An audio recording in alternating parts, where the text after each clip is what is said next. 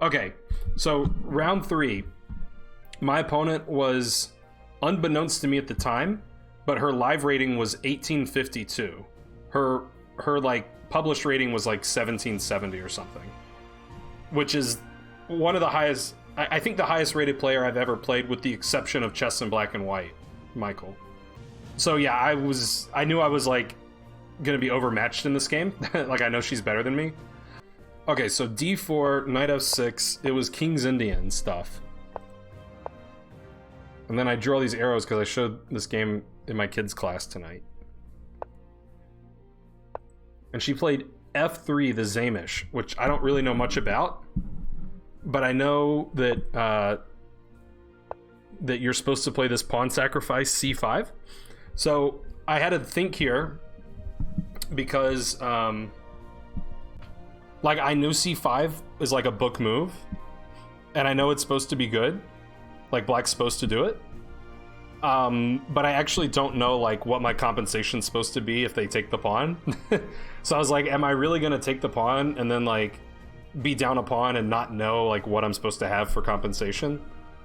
But I was like, okay, I'll do it. So I played c5, and I have no idea what's supposed to happen after takes take. Like, I don't know. I don't remember. It's been a long time since I've played a Zamish. So she hooked me up by not taking the pawn. She just developed her knight. And then I was like, great, I'll take the pawn. She took back with the knight. Okay, so I want to quickly, for my own, you know, knowledge, learn. I guess knight ge2 is actually the book move. So if they take, and this is the main line, it says. I was thinking like, is it like rook d? I was thinking like knight c6, but okay, knight c6, defend the pawn, develop the knight. Knight ge2 now. Knight d7. Okay. All right, I kind of believe it. I'll probably forget it, but I'll try to internalize that for now. Big theory. Yeah, I knew it was theory. I just couldn't remember what the theory was after taking, you know? So I didn't really want to wing it either, but if I don't play c5, then like, you know, she's got all this space. I don't know what to do against that either. Okay, so c5, knight ge2. So we traded, and now this is like an accelerated dragon. Like, somehow it transposed into an accelerated dragon. Like Marazzi bind variation of the accelerated dragon. And now I actually like know some stuff. Like, I know some plans. So my plan is knight c6. And as I was explaining to the kids in my class tonight, black wants to trade pieces because black has no space. See, black has that much space and white has this much space. So I'm happy to trade pieces with bringing my knight out. She played bishop e2, and I played bishop d7, and I'm still somewhat in theory here. And she played queen d2, hinting that she might castle long, I thought. And also she might trade the bishop. And I still am kind of in theory. I also hate playing against these binds, but I've learned a few things. So I traded now because I like trading. And I knew bishop c6 is the idea. And the point of bishop c6, as I understand it, is not to put the bishop on this diagonal where it's staring at a wall of pawns, but it's to vacate d7 for the knight. So she castled short, which I was also kind of happy about, because I think castling long looks more scary. And I played knight d7, which was my plan. Which looks a little odd, because normally you wouldn't want to trade your fianchettoed bishop. But like, this bishop's really good for white. And white's going to be left with this bad bishop. And I think the knight is... this is about the end of my understanding. I think the knight's supposed to maybe go here or somewhere, you know, something. Okay, and I guess she decided that she agreed with me that this trade wasn't so bad for me. So she played knight d5. And then I drew an arrow giving away what I did. So this is the position that I thought was like one of the more important positions in the game. So I'll throw it to you guys. What should black's plan be here? A5? I don't remember if I thought about A5 during the game. I have some vague memory of A5 being a plan, but I think whenever I've played it, I don't actually know like what I'm supposed to do. And it just like doesn't necessarily do anything. E6 looks weakening to D6. Agreed. Take D4, E6, Queen B6. That's probably better than what I did. Because you're better than me and all. Bishop takes D5 and Rook C8 are bad if you recall. So we're still in some form of theory. Bishop takes D5 because my bishop is blocked by a pawn wall. I mean, also, I did have this arrow drawn on the board, right? So my idea was in the styling of Homeless on Wi-Fi's idea. Which was, I thought that if I can take here, force the queen to D4 and get Queen B6, that the trade of queens would be excellent for me. Because, again, I have no space. So trading pieces is almost always going to be good. And white's going to be left with this bad bishop. So I was envisioning just like a good knight versus bad bishop kind of endgame. So I took on D5. And I thought to myself, she should play bishop takes G7. Because that avoids this whole thing. That avoids the Queen B6 idea. So I think white should play bishop G7. And luckily for me, she did not. She took back the bishop. So I guess she didn't see my idea, which was lucky for me. So now everything's like forced. I take the bishop, queen takes, and Queen B6. And I mean, I think this is just good for black already. Like, you know, it's a classic case of, is white controlling space or is white going to have weakness, right? So I want to look at Homeless's move order, because Homeless's move order seems forced. Like take here, here, and then Queen B6. The way I did it, there was actually an out. Yours is more flexible. Let's see what computer, and yeah, there's no theory. Why is none of the, oh, I gotta turn it on, that's why. Okay, so it agrees with this. This. E5. I'm not playing E5. Ah, he could go here and foil all my plans. But you still play Queen B6, right? Okay, so you're getting the trade, but... So it seems to me like black still forces the trade in this line. I mean, I guess you could go like here or here. It looks weird. Here has to be bad because of knight e5, right? Or knight c, like something.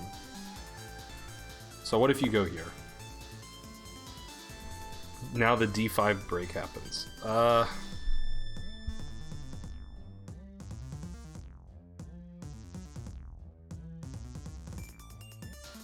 Okay, because the queen's overworked. Right. So d5, if we trade everything, we can take. Because if the queen takes, we're picking up the knight with check. Interesting. Look at how many arrows are pointing to d5. Has to be good.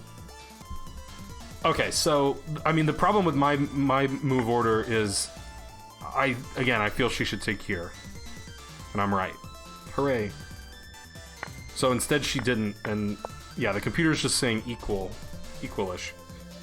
Okay, so she took the queen, rather than like defending or something. And I'm pausing here, you'll notice, which probably gives away what move I played. But I had every intention when I was calculating this whole line with the forced queen trade, I had every intention to take with the knight. Like, why would I take it with the a pawn and mess up my pawns? Like, you know, why would we even think about that? But again, obviously, since I'm drawing attention to this, I did take with my pawn, and like, I think this is actually, like, why this game went so well for me, is because I played A takes B6. Because, if I take with the knight, then, like, at some point, maybe B3 is gonna happen, and my knight's just, like, terrible. Like, my knight has to go back, you know, probably to E7 and try to get... So, it's just, like, wasting time. And also, taking with the pawn, now the rook's good. Like, she has to babysit A2, or play, like, A3, and then, you know, she's gonna have some weakness somewhere. So, you know, it was never my intention calculating this sequence to take with the A-pawn, but I think it just makes it so much easier for black to play. And these doubled pawns that would usually be weak, like, how's white gonna attack them? Like, there's just no... I don't see any possible... I mean, like, okay, I guess you could try to do something like that, but I will probably stop you. And one more thing, even, I can play C5 at some point and bust it all up. So I think it's good. She brought her rook over. She's X-raying this weak e-pawn. Red rover, bring that rook over. That's what I did. I brought the rook over because that pawn's weak, and this is a half-open file, and I can play king f8 and defend my pawn. She played f4, which I hadn't really thought of, but clearly she doesn't want the knight coming to e5. Also, one idea which I hadn't thought about previously when I put my rook on c8 is that now bishop g5, bishop g4 could be annoying. Because, I mean, obviously I have to defend my knight, I can't move my knight, and the whole point of going into this endgame was I thought my knight was better than her bishop, so I don't really want to trade the knight for the bishop. I assume that endgame's pretty equal, but...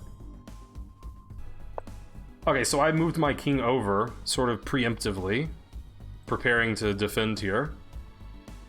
And she moved her bishop, hinting at wanting to play f5, which I also had not considered. I think this is where I played b5. Yeah, I played b5. So I'm getting to quickly, like, you know, try to bust up the pawns. And I really want to weaken this pawn. Because if that pawn... If I can get rid of that pawn, then my e7 weakness is gone. I'm going to push it. So that would be great. Like, I want her to take and play rook c5 and try to get active and put pressure on all these pawns. Okay, so she didn't take. She played b3, which I think the computer says is a big blunder. Yeah. So, like, I saw the possibility for b3, and initially I hadn't really planned to take, because I kind of thought, like, well, if I take and she takes back, now her rooks can actually do something, kind of like the first game. But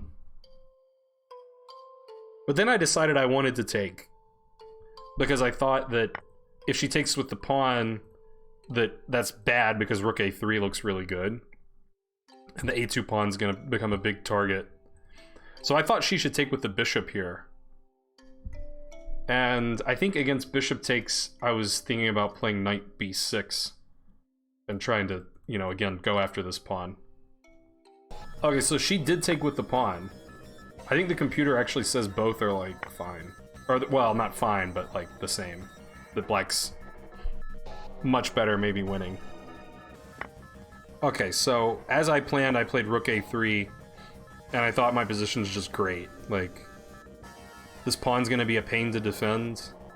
My knight has a beautiful square on c5, where it defends, like, my only my main weakness, you know? I was pretty happy. Always play bishop f1. She knows what's up. Knight c5. I can't remember what my considerations were for the move order here. So knight c5. She prepared to, you know, defend some extra, which was also probably the point of bishop f1. Typical Benko ending. I don't know nothing about Benko endings, so I'll have to take your word for it. I mean, I guess the Benko black's doing stuff on the queen side. Alright, so I brought that rook over, like Camel would have wanted. And she played rook b2. tying my knight down, but I didn't want my knight to be tied down. So I played rook a7, rook 8 a7, defend the pawn, and now my knight can do stuff. And she played a move that was mysterious to me at the time, but then I figured it out. She played bishop e2, and I was like, what's that move about? I don't understand. And then I figured it out. Like, she was anticipating some kind of knight b3 or something, and she wants to play bishop d1 and help defend. I'm pretty sure that's her plan. But I found a different plan. Yeah, knight b3, can she just play rook a b1? And then I can't take the pawn because my knight's hanging? Oh, but her bishop's hanging. Maybe that works.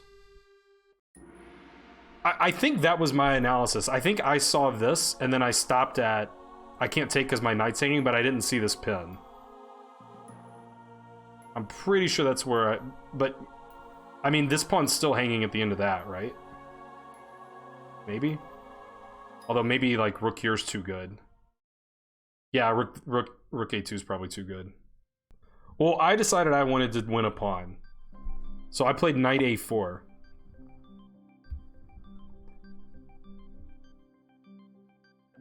Because I'm going here next, and she can't stop me. And then I'm gonna win the pawn. Right? Okay, she played rook b3, because she likes to be tricky. But I can still play knight c3, that was like my whole point. And now the pawn's circled, so you know it's in trouble. And then she played bishop d1. And black has a cool tactic here, which I saw, but I underappreciated. So I saw the tactic, and I didn't play it, and instead I did another thing that also wins. But there's a cool tactic that I should have done instead. Knight e2, Yank, Jinitz, and Homeless got it. So I saw knight e2. And the point is that the bishop is overworked. The bishop has to defend the rook because of the pin. So if the bishop takes, you take the rook and you're up in exchange. So I saw that and I was like, okay, but he just like moves the king, no big deal. But you can take the pawn. And then like you probably win this pawn later. So I don't know why, I just like didn't see that there's a free pawn on f4 for the taking there. Or like, maybe I saw it and thought this was better? I don't think so. So I didn't do any of that. I just did it the simple way. I calculated a lot of stuff here. Because basically I knew at this point, like, I'm much better probably winning. And I just wanted to figure out, like, what's the best end game that I can get. Because I have a few options of how to simplify this. So I could play knight takes d1. Or the other option that I saw was rook takes a2. Because she doesn't have time to take, because I'm taking her rook. And if she takes, then I take with the knight. And then knight takes a2 I thought lost, but now I'm trying to remember why. I think it's because rook takes, and bishop here. I think that was my... No, but I can just take the bishop. So that might be wrong. I can't remember. Here was my decision process. First off, I thought that if I played knight takes d1, I thought she should throw in rook takes a3. Because I thought if it's a double rook in game, like you're saying, Fate, I thought like my rooks get on the 7th and kill her. So I was looking at this line. And I just thought, like, you know, I'm ahead of pawn, and the c4 pawn's really bad. So I thought it's still winning, but I'm like, I don't know, a little less sure, but... Now, on rook takes a2...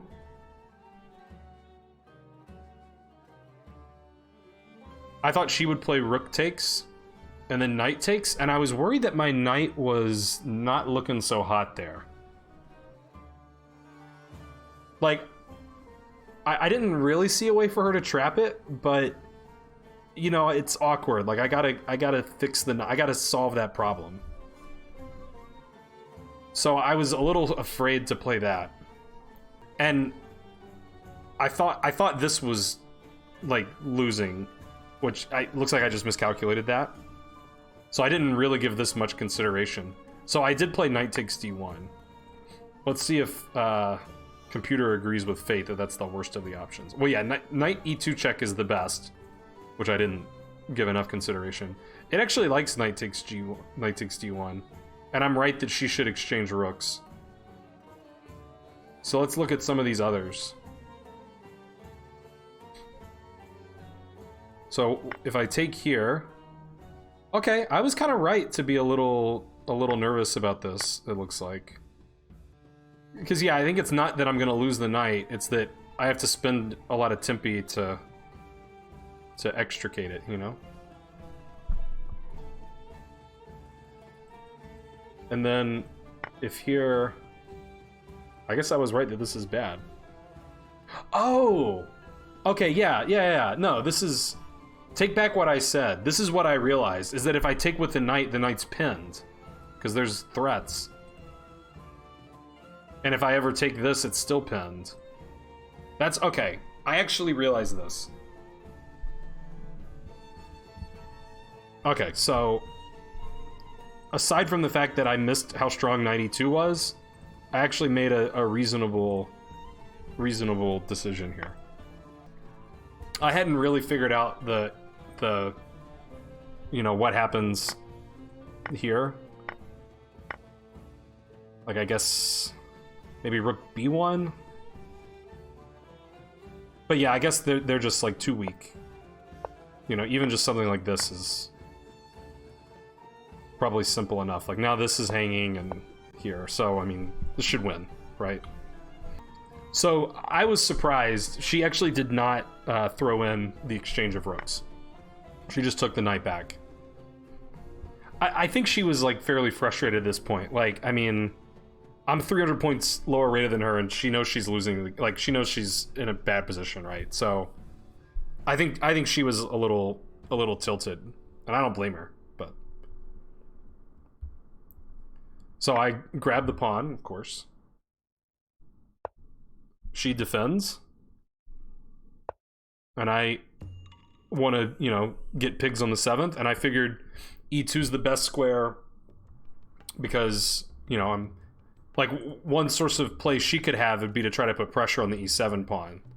You know, if she takes here and checks me away, you know, she could try to coordinate some attack on e7.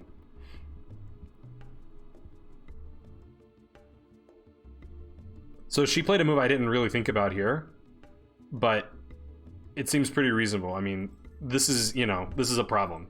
Big problem. So she plays rook g3 to defend it. And I was like, okay, I'll double up anyway. You know, I mean, this just looks great.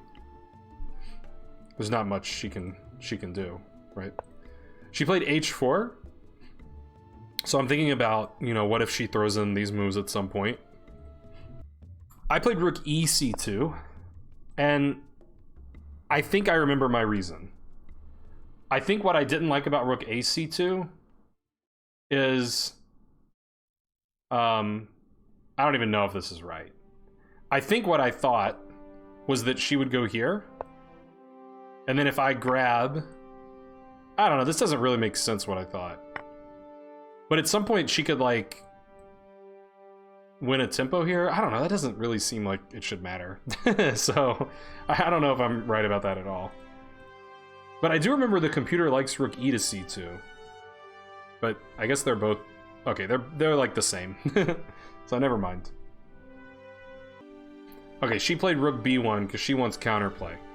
So this was actually a big decision moment for me because I could just like, you know, start taking her pawns and let her take my pawns.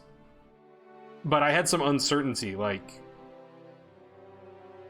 I should be winning, but then her rooks get all active and stuff, and she like, you know, puts pressure and doubles her rooks, and like, I don't know. I'm scared of something maybe happening. So my other option is to just like block and say, no, you're not gonna do that. And I assume the single rook ending is still good. So I don't really know the best way to make this decision, but I kind of felt like I want to limit her counterplay as much as possible. And again, she has 5,000 weak pawns, so I shouldn't be afraid of trading off one pair of rooks. So I did play rook AB2, and the computer doesn't like it, but it's still winning. So she did take and defend her pawn. And I started getting my king up. She started getting her king up. And then, maybe, was it here? Yeah, okay, so in this position, I thought, like, maybe she should play c5. So I was thinking about playing b6 to stop it. And then I, like, convinced myself it wasn't that big of a deal. And then after I played this, the more I looked at it, I was like, I don't know, I probably don't want her to play c5, which Homeless agrees with. So then when she played here, I was like, okay, never mind, I'm playing b6. no c5. Allowing c5 gives me the pass b pawn. That's true. Yeah, I can't do deep calculation. Okay, I played b6. I'm not, you know, I don't want to calculate all that stuff. And then I started getting my king up. And then I didn't want her to play g4 because I thought g4 was a good move. So I stopped that. She played g3. King f5. And she played rook e3. And then I went into a deep think here. Because it's another case where, like, I could let both players start getting active. I'm just always really nervous to, like... I'm nervous to let them, like, get active, even if it means I'm also getting active. I want, like, passive control of everything. I don't want, like, double-edged. Okay, so I'm too nervous. I can't let her take that. I calculated forever if I could, you know, win, but there's even some lines where I get checkmated because my king walked up too far. Like, for example, here and here. Okay, so I chickened out. I can't let her take that pawn. No way. So king back to f6. I'm too scared. Thank you, Caleb. Then she played rook c3 and she offered me a draw. Because it looks like I don't know how to make progress, which is true. And, you know, we could repeat or something. And she's, you know, she's 300 points higher rated, so a draw is a great result for me. But no draw. You like the draw time? Yeah, it's a good time to offer a draw. It's a good, like, time tactic too. Like, I have to sit and think about it. I didn't think too long though. I played rook b4. So now, in some case, if I go here and she goes here, like, I'm a tempo quicker with taking all her stuff. It's a little disrespectful to offer a draw. I mean, I guess it is, because she has a word, like, offering a draw is kind of like, you know, her saying, like, hey, you're winning here, but do you want to risk it? Like, a draw is a good result for you, you know? I don't feel like it's disrespectful, like, you know. And I was kind of floundering here, because I also, like, I tanked a while in this position. Like, it was probably pretty clear to her here that, like, I don't really know what the way forward is.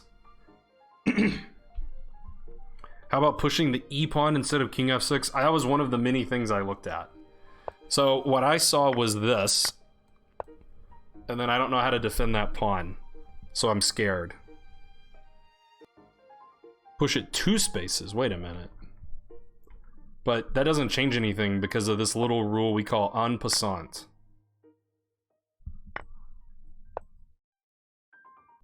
So yeah, I don't know. Yeah, holy hell. Push the e-pawn again. Wait, you want me to push it 3 spaces? No, I'm kidding. Okay, so what do you want to do? You want to go here, but I can't because he takes it. Oh, you mean here, and you want to push here? I'm so confused, but now if she takes here and my king can't move and all these pawns, I'm so confused.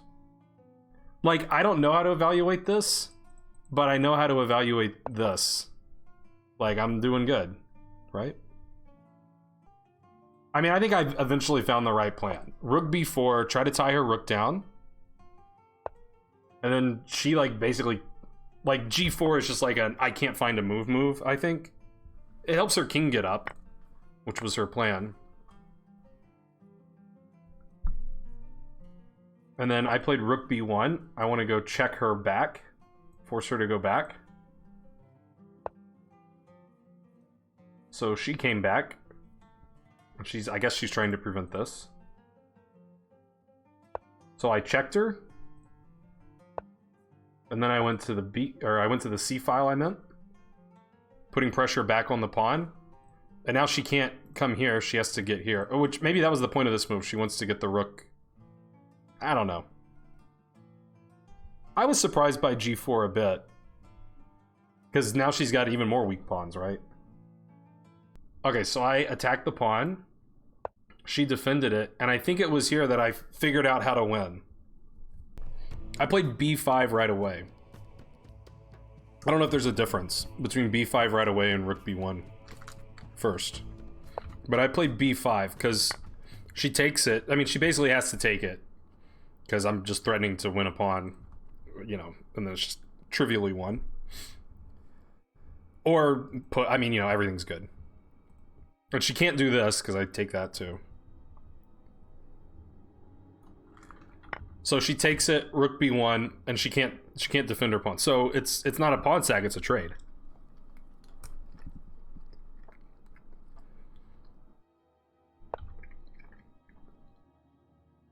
She moved her king. I mean, it's you know, I don't really know what to suggest for white anymore to try to defend. Everything just sort of falls apart. I mean, she's got 3 isolated pawns. Okay, and this is the part where I was showing my kids' class this game. But they kept asking me questions, so we didn't get through the game, and then, like, my notation's bad, and I didn't figure out everything that happened, so I'm gonna try to get the game into the computer correctly. Okay, so rook takes b5, rook d4, rook b1, and then it says king g3. So that's what I'm confused by. Because I don't think she played king g3 here. So did I screw something up earlier? On move 47... I did. She played king g4 here. Then I took here.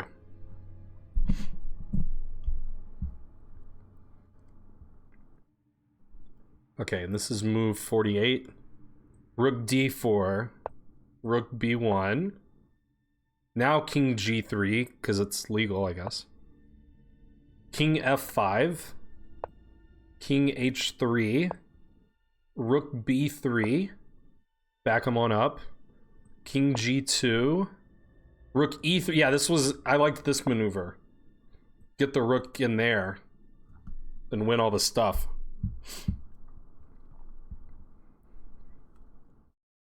Rook d2, rook e4, king g3, and I figured out her trick eventually when she played it. I don't think I figured it out before she played it. But now if I block, she can skewer me and get that pawn. So she's gonna get a pawn, supposedly. So I eventually figured out, you know, I mean, I think everything wins at this point, but I played rook g4, check, king h3, rook d4. She took that, and I played king f6, and she resigned. So, yeah. Earlier someone was asking what's the highest rated person I've beaten OTB? This person. So this is easily my best win that I've ever had. And it made me 3 out of 3 after day 2 of the tournament. So if I win 2 more games, I win the tournament. So yeah, I was very pleased with this game. I think I just played this game really well. I think start to finish, it was just a great game.